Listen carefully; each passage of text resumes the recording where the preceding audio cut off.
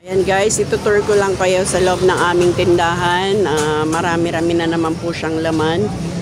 Kaya lang sayang, hindi ko siya naipakita sa inyo ng 1 week ago kasi nung nagbibisorya nga kami, yung namili ako ng 50k na toys, school supplies, tapos yung nakaraan na namili rin kami ng worth 80k, hindi na namin napakas. So 1 week pa lang yung tinakbo niya. Marami na rin agad na nabenta. Ito yung ating cabinet. Marami na ulit na babawas dyan araw-araw kasi nga may pasok na kapag may labasan. Ayan. Dinadagsa tayo ng mga bata. Ganyan tayo mag-display ng ating mga candies. Kaya mabilis maubos yung ating mga candies. Yung mga 5 piso pa rin yan. Yan, magkano yung bentahan nyo sa inyo niyan, mga 5 piso? Meron pa ba kayong 5 piso o baka ginawa nyo na ng 6 peso, 7 peso? Sa akin 5 pa rin yan. Kasi sa 5 piso, halimbawa sa 20 pieces, ang puhunan niyan is nasa 70, 75, 80. So, kung 80 yan, 20 pesos na lang tutubuin nyo. Palagay mo 25 pesos, 30. 35, mga ganyan. Mabilisan naman yan. Tulad sa mga ganitong lollipop. Tinutubo natin dyan is nasa 40 pesos. So, mabilis naman siya maubos. Kaya okay lang yan. Kahit pa 5 piso. Ito yung mga 7 pesos ko. Yung Frutos. Kasi ang puhunan nito is nasa 55. Pag nabenta mo naman yan, 84 pesos. So, magkano na yung tubo mo? Nasa 30 pesos. Yan ang aking mga toy pads. Sa mga toy pads, kinakalas ko yan. Ito lang yung mga hindi ko nakalas. Ito yung mga nakakalas ko. Mas mabilis din siya maubos kapag kinakalas natin. Ito, mga slime na 5 pesos. Mga 10 pesos. Ating mga laruan. So, meron din tayong mga school supplies sa side na to. Meron tayong art folio, portfolio, drawing book. Ito yung art folio.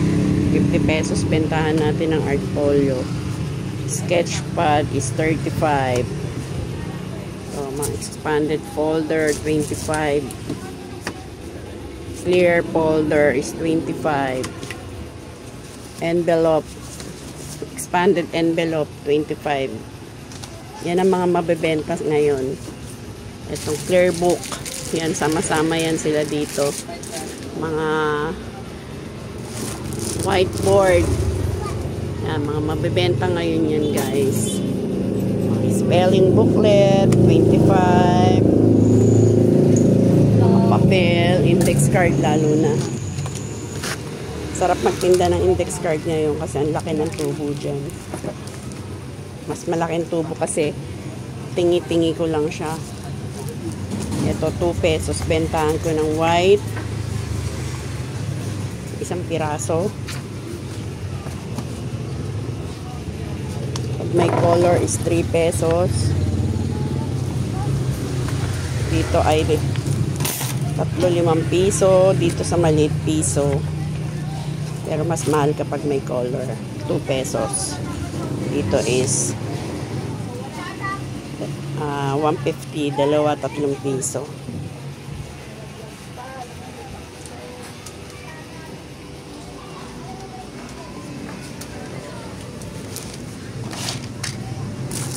Stickers. Mga stickers. Halo-halo yan. May 10 pesos, may 15, may 20. Ito yung mga beanie. Naubos na yung aking beanie na pang 5 pesos. Ito, tig 10 pesos na bentahan ko nito. Yung tig 5 pesos ko naubos na. 3 cards lang kasi nabili natin. Dahil nagkaubusan.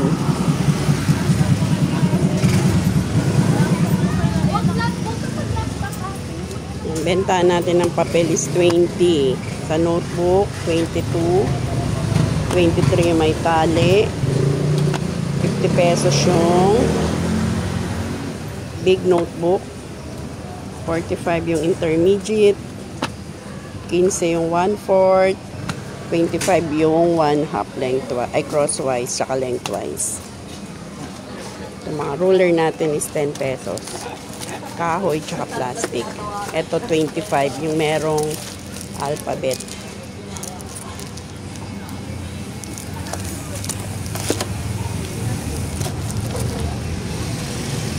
Ito, yung mga clamps natin. Mabenta ang mga clamps.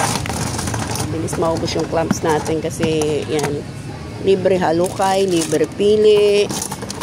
Halukay lang yan. Mga ponytails.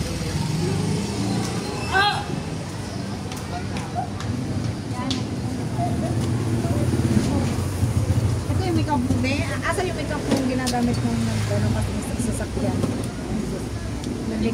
Nasa bag ko isa. Nasa bahay ata.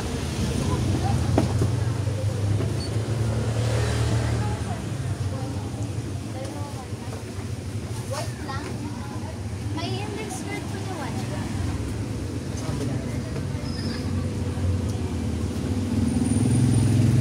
Dalawa po. Magkano po isa? Tapos isa sa may kulay. Ay, nawala.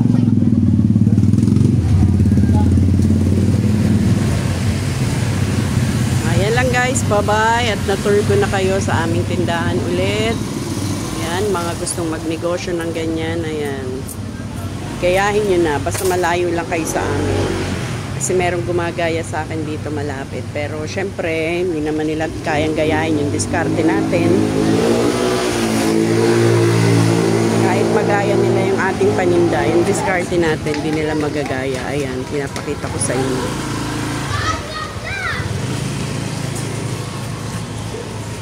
Dito pa rin sila pumupunta sa ating tindahan. Ayan ang kabuuan. Mukha lang siya maliit tignan, pero malaki din yan sa labas. Bye-bye guys. Mag-iwan lang kayo ng comments dyan para kayo ay aking masuklian. At huwag niyo pong kalimutan mag-subscribe. Sa mga hindi pa nakasubscribe dyan, paki-follow din po kami sa aming Facebook account. Alex Joanne Vlog din po.